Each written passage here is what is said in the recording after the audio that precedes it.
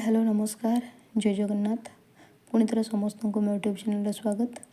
तो आम fourth semester core paper 9 पढ़ा स्टार्ट कर दीचे से भितर गोटे प्रमुख जी अच्छा बाबर तांको विषय चलो सर्ट्रे देखीदे।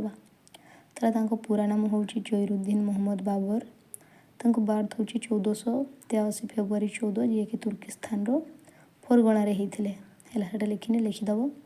बापा होती उमर शेख मिर्जा जे कि तैमुरलंग वंशधर। माँ होती कुतलग निगार खानम जे कि चेंगिज खां वंशधर। तांको पिता मृत्यु 1494 होगापर से कौन करते ना 12 वर्ष बयसर शासक हेले। देन 1517 ରୁ 1524 चारि थर से कौन करते ना भारत उपर आक्रमण करते। तापर निजको से कौन करते ना कलंदर उपाधि देते। बाबर को आमर जी पंजाब गवर्नर थे दौलत खां लोदी और राणा संघ भारत को डाकी मध्य फास्ट बैटल आमर होता के ना 1526 होता पानीपत युद्ध जोटा कि आमर इब्राहिम लोदी को हरैवाई दौलत खां लोदी और राणा संघ भारत को डाकी से युद्ध पराजित होगापर कौन करते ना बाबर आमर भारत में मोगल शासन प्रतिष्ठा करते। देन 1527 आम होता खानवा युद्ध। 1528 आमर चंदेरी युद्ध। 1529 घाघरा युद्ध और 1530 मृत्यु होता। ताहले बाबर आसवा पर आमर कौन होता ना सर्वप्रथम भारत में बंदूक आ गन पाउडर तथा आमर जो रही उन्नत मानर जंत्रपाति सब व्यवहार कर युद्ध कर। घाघरा युद्ध आमर जो होता से आमर जलभाग स्थलभाग दुईटी मध्यम होता।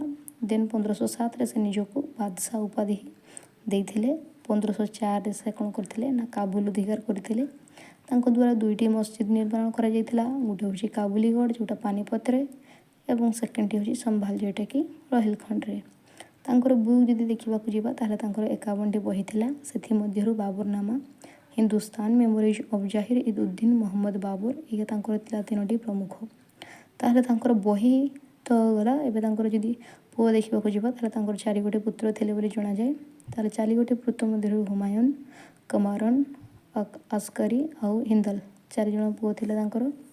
देन जी ऑटोबायोग्राफी देखा जावा बाबरनामा तुजुक इ बाबरी यहाँ बही। तो यहाँ हूँ बाबरंकर आत्मजीवनी तथा सर्ट्रे जोटा आमर दरकार बाबर विषय जो लिखापी पड़े तो मैं यहाँ को आगे मॉडिफाई करके लिखिपर यहाँ खाली विषय मन रखापी।